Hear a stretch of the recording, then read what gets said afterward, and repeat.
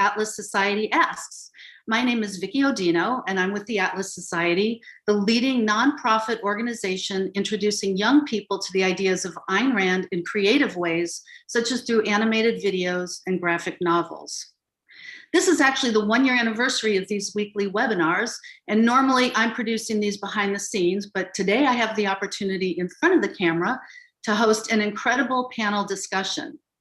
Starting today, we're going to be rotating in the first of a series of discussions where we will talk about current events with a panel consisting of our very own Atlas Society scholars. Founder David Kelley, philosopher Stephen Hicks, and economist Richard Salsman. We're also going to save time at the end to take some audience questions. So throughout the discussion, please feel free to type your questions into the Zoom Q&A, or if you're watching us live on Facebook or YouTube, you can type those comments just right in the comment screen. Today, we're going to cover 3 areas: the 1-year anniversary of the lockdowns, the $1.9 trillion COVID relief package, and the controversies surrounding the canceling of several Dr. Seuss books. So thanks for joining us, and let's get started with our first topic, the lockdowns. It was just a little over a year ago, the United States and much of the globe was put on lockdown. COVID had arrived, and we needed 2 weeks, we were told, to flatten the curve and to keep hospitals from overflowing. And ever since then, we have repeatedly been ordered to lock down in order to defeat this virus. Some people saw this as a power grab from day one, but the great majority of the population blindly complied, locking themselves inside, avoiding any and all human contact, and reporting on those who didn't strictly comply. Today, a year later, even with the vaccine, we are told to continue to wear masks, to social distance, and to gather only in small groups. We've learned a lot over this past year about the virus, about our government, and about us as a people. So to the panel, what are your thoughts about where we are today with the government restrictions and guidelines, and where do you see this all headed in the future? And I also want to ask, what can we do in the future when the government attempts a similar, or maybe even a greater, control over our lives and our businesses, considering how many are fearful and compliant and who value safety over freedom? So Stephen, let's start with you.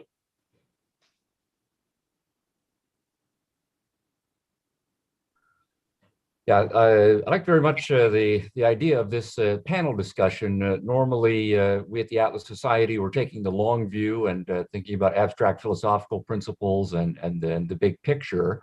But we are in the midst of a current event and an ongoing current event that not only is affecting us on a day-to-day basis, but does lead us to think about where we want to be the next time something like this happens. And that's kind of the way I've been thinking about this issue for the last several months or so. So we're dealing right now with COVID-19 and its variants and so on. But sometimes I think of the question this way, what will we do? What will we have learned when COVID-20 strikes, right? Or COVID-30 strikes? Because it's going to happen. And all of us need to learn from experience as individuals and as societies. So my question then is, 1 year out, what have we learned based on the past year's experience? And I'm imagining all of us are more up to speed on statistics than we were a year ago. I know I certainly am. And I think also more up to speed on psychology. As we have had right before our very eyes a wide range of psychological reactions to the event.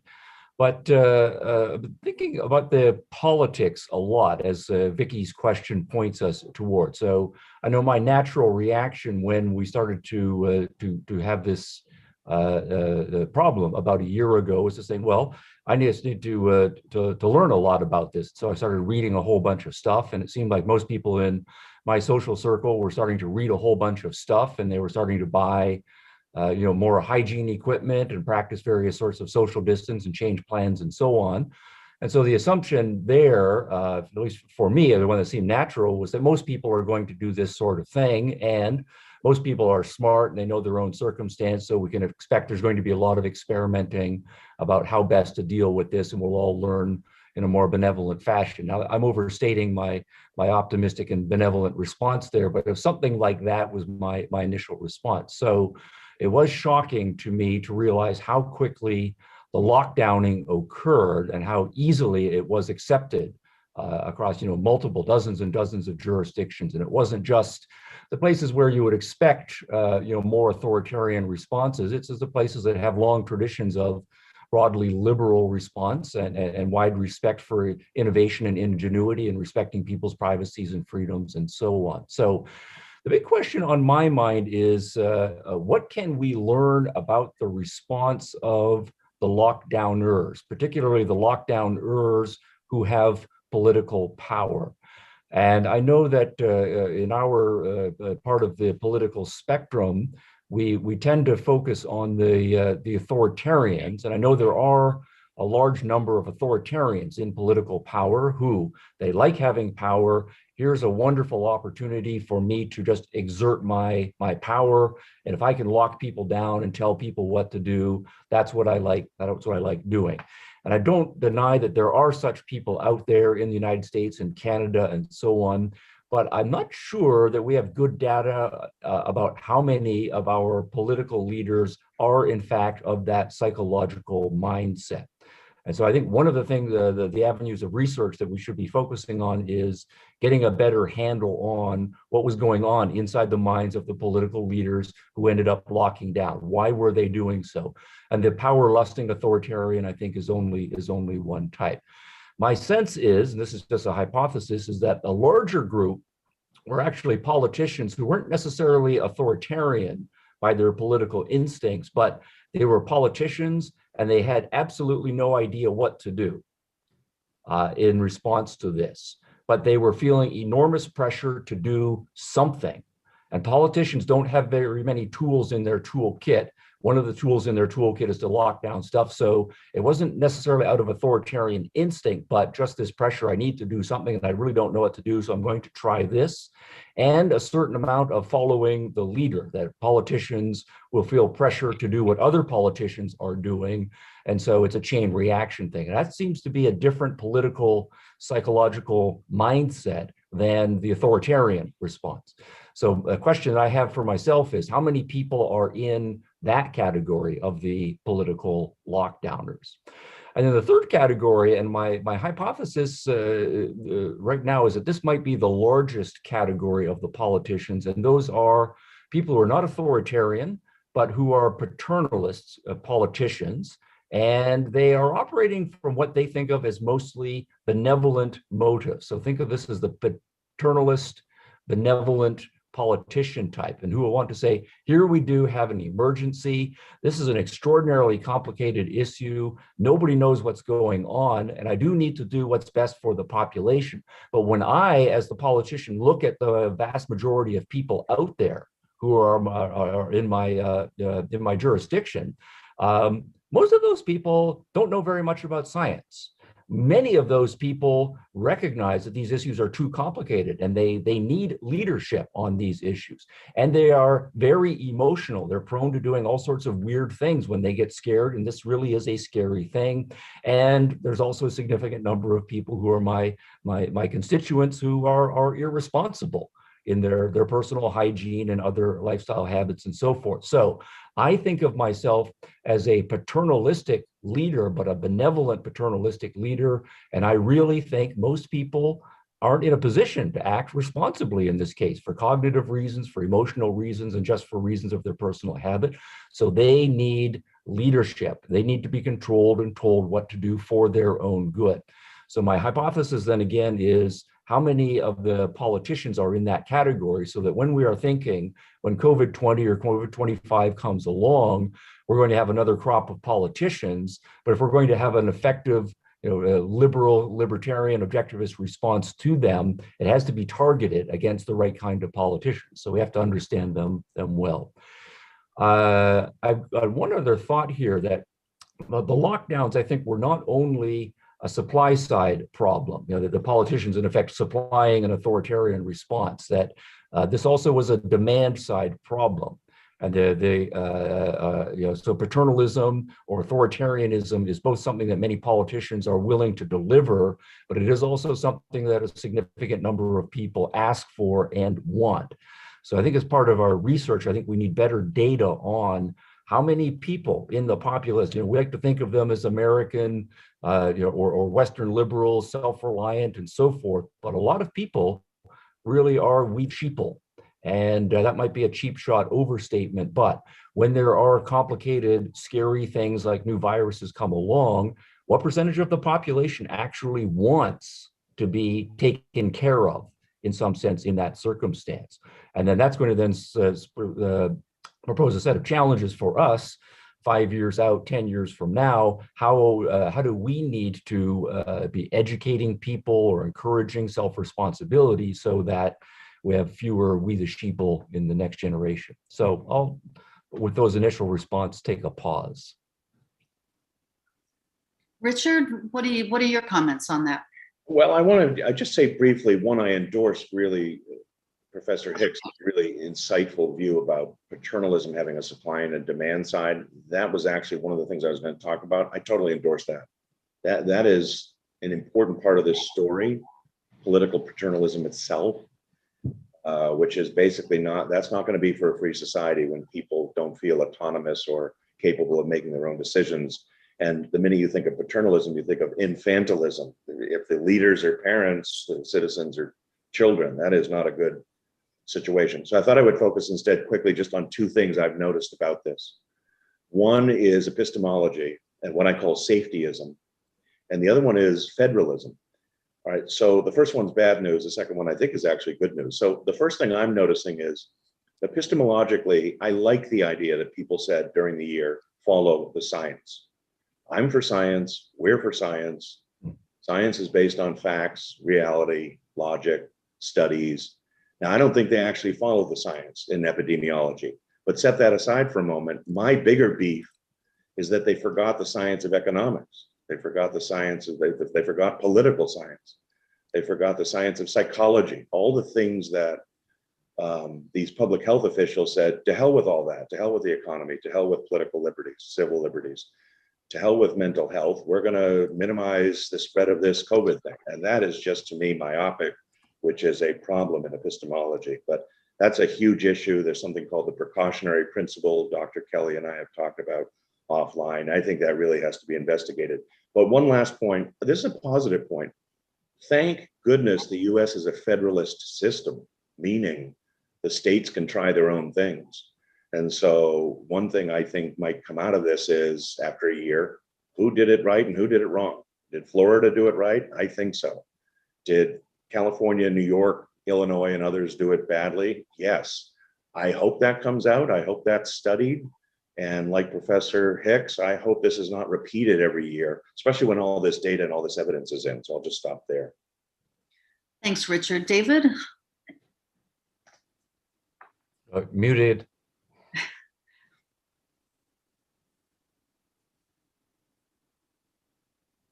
Unmute. There you go. I would second Richard's point about federalism. It's been an interesting study, and a topic of some discussion for all the calls of, let's have one national plan for the rollout, one national plan for lockouts, mask mandates, et cetera. And thank God, yes, we have a federal system. So the laboratory of democracy, which is I think a very true characterization of the federal system can get to work. So I'll look for that. And I just want to say that watching the lockdown and the responses, for me as someone who studies the thinking processes and logic, it has been a textbook example of logical fallacies and cognitive biases all over the place.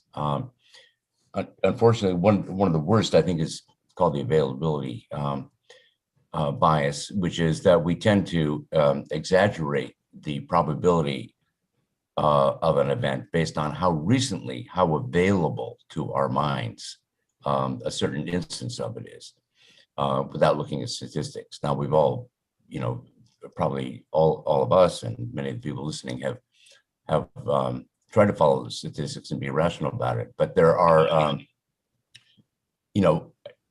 many people are just, they get their availability sense, their sense of what's going on in the world from the media. And the media has been playing this up in a certain way that makes it just completely new, scary, and awful. And it is scary, and it is new, and in some ways it has been awful, but it has been, there's the availability bias leads people to drop the context. So I'll leave it there. There are many other fallacies I could talk about, but thanks, Stephen and Richard. Great. Well, before we begin the second topic, I just want to remind everybody who's listening, whether on Zoom or live on YouTube or Facebook, to go ahead and post any questions you might have about this particular topic while you're thinking about it, and we'll get to those at the end of this. But in the meantime, we'll get to the next topic, which is the COVID relief package. This past week, Congress passed and the president signed into law a $1.9 trillion COVID relief bill that had little to do with COVID-19. It was passed over Republican opposition and contains bailouts for pension plans and for blue states like New York, as well as funding for things such as Amtrak and the arts. And this happened at a time when the nation is already $28 trillion in debt, when COVID death rates are falling across the country, and when economic prospects are improving. So I want to ask the panel, what are some of the concerns you have with this kind of deficit spending? And Richard, why don't we start with you? Okay, let me just say, first of all, it's a misnomer to call these stimulus packages, but that's very common, as you know. They're literally the opposite of that. They're depressive, but this is standard fare in Washington. They will name bills they'll use words that are the opposite of what the bills intend, or do, well, I should say do. Now, the 1.9 trillion, understand, this is on top of the 3 trillion a year ago. So we're up to multi-trillions. They've tried this before. This is not the first one. This is government spending massive amounts of money to pay people not to work. They already told people not to work. They told people to go home and go in their basements and hide and don't talk to anybody in distance. So that alone was an outrageous policy in violation of civil liberties and not even following the science. Now you follow this with a very unscientific economic theory from Keynes saying that if the government deficit spends, if it spends $1, that stimulates the economy in ways that your spending of the dollar would not. That's just nonsense. That's always been nonsense. Most of the economic profession actually recognized that it was nonsense starting in the 70s when Keynes was out of fashion. But Keynes, came back strongly, Keynesian economics in 2008 during the financial crisis. So this really wasn't killed, this whole idea. It was revived, and it's easy for politicians to love this theory because they can spend without limit. So let's be clear, if stimulus is supposed to be to increase the output of the economy, I mean, that's what they claim to be doing, right? Not stimulating destruction. They're supposed to be stimulating production. It's supposed to be stimulating economic activity. It's supposed to be putting people back to work, that kind of thing, right? That's the idea. But notice it's just putting money in people's pockets, as they say, and they go and spend on things that already exist. So it's not going to stimulate production to give people money to go consume things. Point one. Point two, you cannot multiply wealth by dividing it. That's just simple math.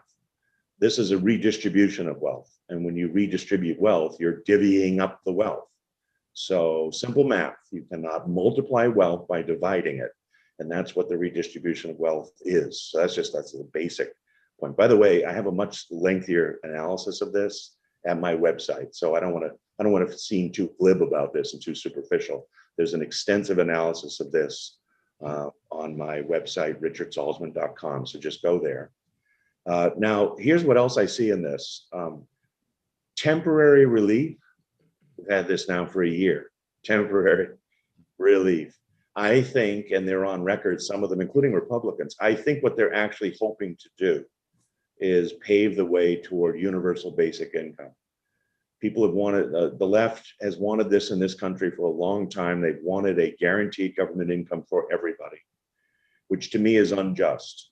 To give people money for no reason other than they're existing, they don't earn it, they don't deserve it, they don't even have to work for it, to me is just the essence of injustice. But just so you know, that's what they're working toward. That's what some of them have actually advocated, to turn this temporary relief package into a permanent income coming from the government. So look for that. I think that's very terrible. I think it's going to contribute to long-term economic stagnation. Last thing I'll say is something on the debt. Now, when they do this, when they do these quote stimulus packages, they do not tax people. Notice, they don't tax you and spend it. I think it would be too obvious to them that they're taking from the left pocket and putting in the right pocket. Right, so that would be too crude and obvious even to the average American citizen. So what they do is borrow the money or print the money. Federal Reserve prints it, the Treasury borrows it. So there is an issue of whether we are putting future burdens on future generations, right? Because when you borrow, it's the future generations that will have to pay that. So it is a way of burdening non-voters. Future generations, in effect, are treated as fiscal commons. They're abused in a way, but of course they can't say anything about it because they don't vote. So I just want to leave it at that. I mean, there's much more to say about that, but there is a certain dishonesty associated with putting this off to future generations by borrowing it. On the other hand, as objectivists and liberty lovers and libertarians, we should be aware of the fact that when the government spending is huge, that's the real problem. The secondary issue is how you pay for it. And I have to confess that if you had a choice between tax finance and debt finance, it's undeniable that the debt finance is actually somewhat voluntary. You do not have to buy the government bonds. You do not have to buy the government debt. They're relying on people lending to the government. But I think if I were pushed to say, okay, they're going to spend this massive amount, now would you massively tax people, Salsman, or would you borrow it? I would actually say borrow it, but I'm really against the spending to begin with. So I'll stop there. And Richard, that was for your website, that's richardsalsman.com. Okay, great. And we'll make sure to put that in the comments as well. That's where the essay is. Okay, great. We'll direct everybody to go there to get more detail on that. David, did you have anything you wanted to add? I just have really a question for Richard, an economic question. If the government borrows money, there is a sense in which the financing becomes voluntary because they're not forcing anyone to buy the bills. Yeah. But on the other hand, the bills have to be paid. Yes. Somehow, they're actual debt. Yeah. So you can keep borrowing to pay off previous debts and so on, but and kick the can down the road. But isn't it ultimately going to come down to someone else down the road paying? Yes, taxes. Yes. In fact, Yeah, Dave, exactly. one way you can look at it is to say that today, as taxpayers, we are paying for the deficit finance of prior decades. Yeah. Prior decades, when they said, "Oh, we have to borrow to bail out the banks," don't worry about it. Future gens we're paying for it now. So the tax burden does go up with a lag. There's no doubt about that. Another way of thinking of debt is deferred taxes. Debt is taxes, it's just deferred. But we know why politicians defer things like the goodies out, and they don't want at the same time say there's any cost. So that's a good question. No, ultimately it has to be paid by taxpayers. That's true. Okay, thanks. Jump in with another kind of ethics point on this. So when I was reading up on this, the word that popped into my mind was brazen. It's not only that's a standard dishonesty, but a brazen dishonesty in this case. Obviously, we're dealing with an emergency and you don't want to let emergencies go to waste. But this is billed as a COVID relief bill. Yeah. Right. Yeah. And so once again, this is partly Richard's point. It's the label that is used here, but it's an extraordinarily dishonest bill once you get into the provisions of the bill and you read various estimates that only 8% or only 10% or only 11% of the monies are actually going on to anything related to COVID relief. Right. Now it's normal, of course, for there to be bundled stuff going into bills, and there's a certain amount of dishonesty at play in Washington when that happens. But this is an extraordinarily high level of bundling. And I know when I do my work in business ethics and we talk about advertising ethics, if you start advertising something as orange juice, but it turns out that it has something like only 8% orange juice, you go to jail and Yeah. you get shut down when you do that for the blatant dishonesty. Yeah. And here what we have is politicians engaging in blatant dishonesty, and they're not worried about it, right? In some sense, they know that they can get away with it. And that strikes me as a disturbing point about our collective political psychology right now. Thank you. And again, let me remind everybody, if you have any questions on the stimulus package, no. On the COVID relief bill, no. What do we call it? On the tax on future generations, be sure to type those in, and we'll get to those when we're finished with our final topic, which is Dr. Seuss. In the latest purging of material deemed offensive, Dr. Seuss Enterprises, the company that oversees the estate of Dr. Seuss, announced it would cease licensing and publication of 6 Dr. Seuss books because they, quote, portray people in ways that are hurtful and wrong, end quote. This was quickly followed by an announcement from eBay that it would also be removing these books from its sites. Of course, a private company may choose to discontinue any of their products, but I'm wondering whether we should be concerned about the bigger picture here of an often small but vocal group of people deciding what, or even who, is offensive and demanding it be removed or destroyed. Is there ever an argument for something offensive or something that might be hurtful and wrong to remain available, whether it's a book, a statue, a film, or even a person? And finally, Dr. Seuss died 3 decades ago, so why now? David, what are your thoughts on this? Yeah, let me just tell you a little bit about the Seuss cancellation, so to speak. There were 6 books brought by removed from publication by Dr. Seuss Enterprises and by eBay, as Vicky said. To give you an example of what the problem was, one of the books was, and to think that I saw it on Mulberry Street. Okay, there's a little rhyme in it that goes like this. A Chinese man who eats with sticks, a big magician doing tricks. Typical Dr. Seuss sing-song rhyming. But along with that refrain, there's an illustration of an Asian man with yellow skin, a conical hat, a pigtail, eating rice with chopsticks. This was the offensive. This is why this book was removed. The incident was quickly attacked as cancel culture by people who don't share that view, but just as quickly defended by the woke side of the equation. Why Seuss? Why now? As Vicky was asking. Honestly, I don't know why certain things rise to the top of the news cycle. But I would say maybe, here's a hypothesis, maybe because Dr. Seuss is an icon, a kid's icon. And maybe precisely because these images seem like pretty offensive, pretty petty offenses at best. There are lots of entrepreneurial people out there in wokedom who are always looking to expand the envelope, push the margins out. And we're living in a world in which everyone ultimately will get their 15 minutes of shame. But I want to go on and talk about the underlying phenomenon here of cancel culture. What is it? It's a loosely defined term, but it basically means trying to silence people who voice ideas or opinions that are not politically correct, and not only to silence them, but to remove them from public discussion. There are many examples that's happening all over. There are academics who are accused of saying offensive things in their courses that offend students. There are complaints. There's disciplinary procedures. There are shaming attacks on social media.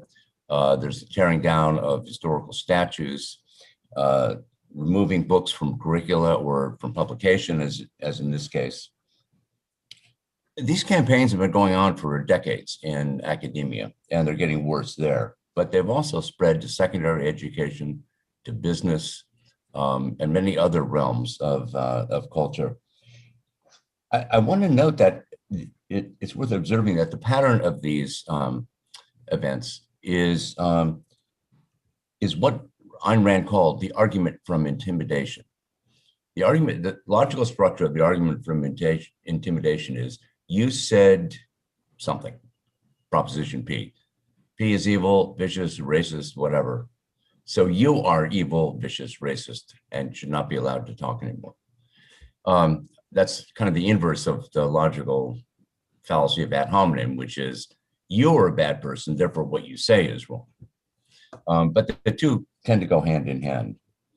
You know, I could go on the logic, that's my field, but I want to get to more to the substance. It's very easy to parody parody cancel culture, and I think the Dr. Seuss example to me was just, you know, only someone deep into it could believe that this was a problem. But anyway, and it's easy to point out a lot of inconsistencies. One of my favorites was pointed out by someone on Real Clear Policy. I think, you know, Woodrow Wilson School just renamed, Princeton just renamed the Woodrow Wilson School for International Affairs something else because Woodrow Wilson was a racist.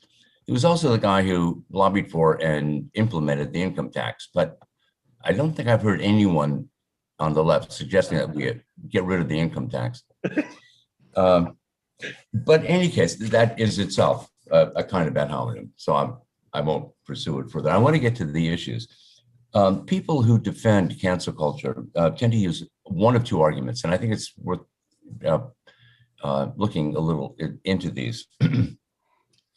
The first argument is, you know, as Vicky pointed out, that things that are labeled as cancellation often do not involve government coercion or censorship, literally. They involve private entities like the Dr. Seuss Enterprises, or the social media platforms, which are privately owned and so forth. As kind of an unexpected argument from the left, who are not known as great advocates of private property and freedom of contract. But in any case, the goal, quite apart from or independently of government action, censorship, I think is to create, and I mean, very clearly is to create a kind of stigma surrounding certain ideas.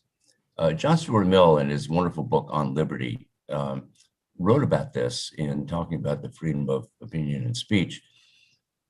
When, you know, he pointed out, and this is the middle of the 19th century, he was pointing out, well, you know, we don't burn religious heretics at the stake anymore. Okay, they're safe from that. But there is a stigma that leads people, as he put it, the most inquiring intellects find it in their advisable to keep their opinions to themselves rather than risking public opprobrium. Now, as an objectivist who believes strongly in independence, you know, when I first read that years and years ago, I thought, well, come on, stand up for yourself. And I still believe that. But there is a point when, you know, the overwhelming tide of a stigma and social opprobrium does have an impact on people, and it's very clear that this is happening. Many surveys indicate that the fear of speaking up pervades academia, especially on the part of students. And interestingly, what I've seen is that students are more afraid of blowback from other students than they are from their teachers even. It has spread to primary and secondary schools. Barry Weiss, a journalist who was herself kind of a refugee from the New York Times, in effect canceled, had an interesting article on the fear that parents in wealthy districts, the fear that they have about the woke curriculum that is being introduced to their students at top prep schools. And they're gathering secretly and anonymously because they don't want to rock the boat of their kids. I mean, this is shocking. These are people who are highly successful, have the money to pay $50,000 a year for the kids in prep school. So there is this stigma, and that is what it's not equivalent to coercion. but it is a cultural factor that has accelerated, and it is an example of what Rand called the argument from intimidation. So anyway, the second argument, the first argument is about it's all private, so you can't complain. The second argument is that, well, cancel culture is really just about holding people accountable for what they say and what they've done. There was a recent example of the actress Gina Carano, who was fired from the Disney The Mandalorian show because of tweets she thinks she tweeted that were reflected a conservative social outlook. And so there was an uproar over this, but people on the left, and one particular example, said, you know, and this is worth. I'm going to read this all out because it's worth thinking. This is John Pavlovitz. It wasn't the toxic content of the tweets alone that generated the building backlash resulting in her termination, but the defiance she displayed in response to honest expressions of pain from thousands of vulnerable fans injured by her. In a certain mood, I would say, oh, I'm crying a giant tear for these fans. Why are they even listening? But anyway, but then he goes on to say, you guys on the right who defend free speech, you're now coming to experience that free speech comes with a heavy cost, the response of others to that speech. Cancel culture is just adult accountability. And, you know, so let's look at that. The critics of cancel culture often contrast it with the principle of freedom of speech, freedom of conviction, and the open marketplace of ideas. And that's all well and good. I believe in it totally. But there is accountability is a valid concept. People are responsible for what they say and for the foreseeable consequences. The important point here is that accountability means evaluation by some standard or other. In this case, the standards are egalitarian. They're based on, first of all, group identity. Secondly, the idea that words are coercive. They actually hurt people. People have no defense against them. And thirdly, the Marxist framework of oppressor and oppressed. Now, all of those are false, but let's not throw the baby out with the bathwater. Accountability by valid standards, by sound, true standards is important. Freedom of speech and toleration are definitely values in a rational culture, but ideas do matter. The content of ideas matters. The ideas are true or false, they have consequences, and people are responsible for what they say and for the implications of what they say. So my approach to this whole issue is to turn it back on the cancelers and say, to hold its adherents to account. Ask them to defend the premises they're based on, which I've just outlined. They're collectivist assumptions. Ask them to defend their tactic of using fear rather than argument as a tool of persuasion and impact. And finally, and I think we are best suited as objectivists to do this, providing victims and targets with ways to respond with the value of integrity and independence, no matter what it costs. Because in the end, if you stand up, I think standing up to bullies is more often effective than not.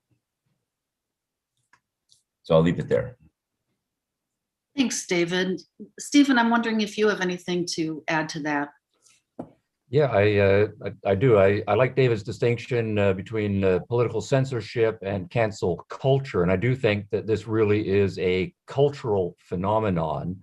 And it's a kind of cultural warfare that's going on. And the right contrast is between what we're now calling cancel culture and broadly liberal culture. So I also wanted to second David's mentioning of John Stuart Mill's On Liberty from 1859 as brilliant on these points. But cancel culture is used widely and amorphously. But in my thinking, it comes down to a content point and a method point. That what the cancel culturers are trying to do is limit severely the content or the range of legitimate content that can be spoken of publicly. So they're trying to get certain positions just taken off the table. We can't talk about those issues, and we certainly can't take certain positions on those issues. And then, so the idea is the Overton window, as it's sometimes described. The range of legitimate public discourse is being closed or being narrowed. And we know ultimately, as David was pointing out, there's a range of positions and a range of topics that one can talk that one can talk about, and the positions that one can announce. That's the ultimate goal. Now that's the content side, but there also is the method side, that rather than this being matters of open discussion, toleration, argumentation, and so forth, it is explicitly the use of intimidation, the generating of fear in people of various kinds of social consequences in order to get people to stifle themselves and take themselves out of the debate, or certainly not to do their expression. So I think culture, a cancel culture is contrasted to liberal culture in two dimensions. And we have to fight for that liberal culture. And what that typically means is, if you have a liberal culture, the assumption is that people are going to think for themselves. And since life is complicated, the world is complicated, there's going to be lots and lots of opinions out there that people are going to adopt. And that's kind of your social baseline. You go into it expecting a great diversity of opinions and viewpoints being out there. That's the first thing that the cancel culture is attacking. You're not allowed to have a wide range of opinions. And the second thing is, as part of liberal culture, is that when we're interacting with each other on intellectual matters or cultural matters, we have to do so ultimately voluntarily and peacefully. And that then is to say, if I don't like what you're saying, I've got a range of tools at my disposal, from walking away from you and not engaging with you, or just putting up with you and tolerating you. Or if I am going to engage with you when we disagree, I'm going to argue with you using all of the proper standards of argument and what we do find when cancel culture is that all of the legitimate issues of tolerance, they are becoming intolerant. That's off the board. We're just not going to tolerate. And we're not only not going to tolerate, we're not going to argue with you. We're legitimately going to use intimidation, ad hominem, appeals to authority, appeals to majority, and so forth, all of the things that we know are illegitimate tactics, and we're going to just try to intimidate people in soft, coercive ways. So on both content and method, it's liberal culture versus cancel culture, and the strategists of this movement know exactly what they are doing. Well, Richard, we've got a couple of minutes. If you want to squeeze in something really fast, go right ahead. I realize we only have 2 minutes, Vicki, so I just wanted to tie it back to COVID, believe it or not. I think of it this way. I think of the two main ways, at least psychologically, to control people, to lord it over them, is fear and guilt. Guilt, you could say, was like shame. I did, by the way, David, 15 minutes of shame. That's just hilarious because it reminds me. That's a good line. Minutes of fame, which was, I forget who said that. So COVID generates fear, right? But also shaming. Are you wearing your mask? Are you social distancing? And cancel culture is definitely full of shaming, guilt.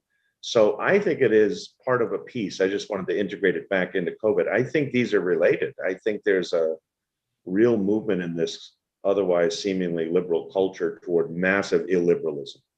And so fear and guilt, if you see it arising, I think is that's the motive, not to get too much into the motive.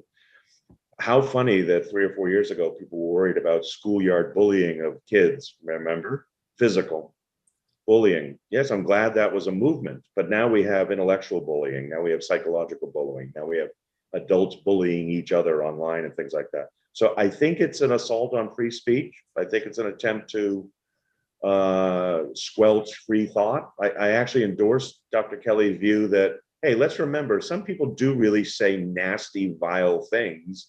Call them out on it.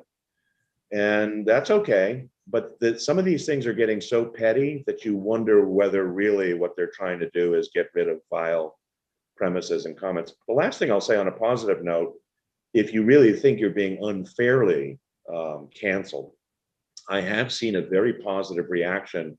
You know, a reaction to a boycott is a boycott. You know, this happened with Goya Beans. The Goya Beans guy, endorsed Trump or something like that. So they tried to cancel him. Well, then people ran out and bought Goya Beans. So you could use the very thing where they isolate you and try to humiliate you. If you think it's a decent person and you want to come back, there are options of doing that. It happened with Chick-fil-A. It happened with other things. So there's ways to counter this too, but it requires courage, real courage. Thanks, Richard. Welcome. We'll go ahead and open this up to questions. Again, I just want to remind everybody, if you're on Zoom, you can put your questions in the Q&A. If you are watching live on Facebook or YouTube, just type them into the comment stream and we'll get to as many of those as we can. The first question is from Victor Snyder off of YouTube. And Victor asks, and I think this is really available to anybody, how can I trust the science when officials willfully lie about the facts and, even worse, hide public records? Yeah. Well, I would say with the internet, we do have the basic science available to most of us. And so we can go to the journal websites, and they're almost all publicly available, including abstracts. And there are sites that allow, I think one of them is called ResearchGate, that if you are interested in getting the original paper, even if it's gated, you can email one of the authors and they, more often than not, will be happy to send you a copy of the paper. So you do have the tools available to you to drill down into the science as much as you're willing to do so. Yeah, I think I find I'm surprised at how much information is actually there, but it is a lot of work. If you're not willing to put in the work, then you just don't get the information. So I can sympathize with that. Another question, this is from Chris Quimby from Facebook. And Chris asks, is COVID not the flu? What is different about COVID compared to SARS, swine, H1N1? Was the political response elevated and more authoritative this time to hurt a conservative administration fighting government dependency? Richard, what do you think? My inclination is to say yes. I know there is a difference between COVID and the flu, but you know, from an epidemiological standpoint, I'm not a scientist, but I've read enough to know that that's true. On the other hand, the actual lethality, the death rate, is not substantially different. It's higher, but it's not substantially higher. So putting that and two and three other things together, I do suspect that this was done precisely because it was an opportunity to embarrass not just the US regime, but the UK regime too. Remember, this started in the UK, the scaremongering over it. So I don't want to say more than that because I'm sure there's more questions, but I do think some of this was politically motivated. And so that's a shame. I mean, all the more that says, wow, the public health field has been politicized. Surprise. Mm-hmm. Well, that leads me, actually, somebody just asked on Zoom, and I'm going to ask each of you to maybe answer this one. What are your top 3 sources for info and analysis about 1, COVID-19, and 2, the pandemic policy? So David, why don't I start with you, and then we'll go to Stephen and Richard. And if you don't have 3, 1 or 2, it's fine. I tend to trust the Wall Street Journal. I dropped my subscription to the Washington Post. I lived in Washington, D.C. That was my local paper because it was just so, it had abandoned all standards of objectivity and was maniacally anti-Trump. The Wall Street Journal is, the news sections anyway, as opposed to are typically liberal, but they're, as opposed to the opinion pages, but they have higher standards. So there's that. I read a lot from some other sources, the American Enterprise Institute, the Manhattan Institute, the City Journal. they tend to do good journalism. It's opinionated, so I have to put that in context. Other than that, I follow links online, and I talk to people. I ask my doctors what they think. They're in the field. So I don't have a magic bullet here. And although I've been following this very carefully, it's not my field. I'm not, in medicine, and I'm not in economics. So I'm just gathering kernels as I can. Well, and I see, Stephen, one of your sources is worldometers.info/coronavirus. Is that correct? Right. Yeah. Aside from the political and economic stuff, which I read all over the map, and I don't have any sorted recommendations there. My learning curve mostly went up by starting from this site, which aggregates the data from all over the world. And then in my semi-amateurish way, trying to develop my own statistical models, but then following the links here to other sources, trying to stay as much as possible to the science papers and the quality science journalist summaries of the science papers. Richard, do you have anything? The three best sources, I think, are, David mentioned one of them, but let me give you the link to it, AIER.org. That is the American Enterprise Institute. It's not just that they have staffers who research this. The links to other reports are very good. So I learned substantially what I learned about it by following their links. They're very good about doing not only the economics of it, but the science of it. The other one is, David mentioned, I think, that there's an aggregator called Real Clear Markets, Real Clear Politics, Real Clear Policy, but they also have something called Real Clear Science. And again, it's not all one-sided, but they're very good at aggregating and condensing just science-related stuff. That's very good. If you're a data junkie like I am, Our World in Data, pretty sure that's the name of the site. I don't have it in front of me. ourworldindata.com, I think. And then if you just search for COVID or anything, actually, any economic statistic, financial, health-wise, literacy, it has everything in one place. It's amazing. Our World in Data. Great, thank you so much. That's really helpful. helpful. Just one quick clarification, if I could. I'm responding to a comment from Carl Close. Richard, I mentioned AEI, the American Enterprise Institute. Oh, I'm sorry. And you were referring to the American Institute for Economic Research. Okay. They're both great. And okay. The one I mentioned is, David, was the source of the Great Barrington Declaration. Right, yes. So the Great Barrington Declaration comes out of AIER, which is based in Great Barrington, Massachusetts. Yeah. I see what you're saying. There's two different groups. Yeah. Richard, can you, since you brought that up, can you just briefly tell our viewers about the Great Barrington? Yes, because the American Institute, almost from the beginning, and full disclosure, I was part of this last spring. We initially almost immediately came out with articles and essays and analysis saying this is wrong, and some of us up there were shocked at how few people in the liberty movement seemed to be bothered by what was being done last spring. Now, some of it was because they thought there would just be a 2-week flatten the curve. Remember that? But so the Great Barrington Declaration came out of the fact that scientists and epidemiologists were noticing that the American Institute was doing really unique pro-liberty and pro-science stuff. And they gathered them together, I think it was last fall, 3 or 4 prominent epidemiologists, Harvard, Stanford, MIT, I forget, and came out with a declaration, a really succinct, nice statement of what the science was and what the economics and political economy should be, and started gathering signatures. So it's been, if you hear the Great Barrington Declaration, it came out of that group, which is very good. So it's a very good declaration. Just look it up. It's had some influence and some media chatter about it. So that's where it came from. Great, thanks. And I'm going to ask one more question, which when I first saw it, I kind of laughed, but then I really thought about it, and I think this is probably a really important question.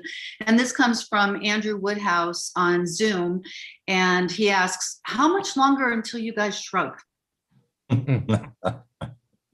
Till we what? Shrug. Ah, no plans. I'm reminded actually from a line from Adam Smith. There's a great deal of ruin in a nation. And while I think we are declining in many cultural sectors, there's also astounding growth and astounding health in other cultural sectors. And I would even take in the case of COVID, as bad as that was, I'm heartened by much of the response to it. I do think we are going up the learning curve. And 150 years ago, when there was a comparable plagues sweeping through, large numbers of the population saying we need to go out and kill the Jews, we're not saying that anymore, right? We're getting away from religion and superstition to a significant extent. And however much we're culturally still in the infancy about following the science, at least we now know that's the mantra, and millions of people are trying to do so. So I'm still optimistic. Well, great.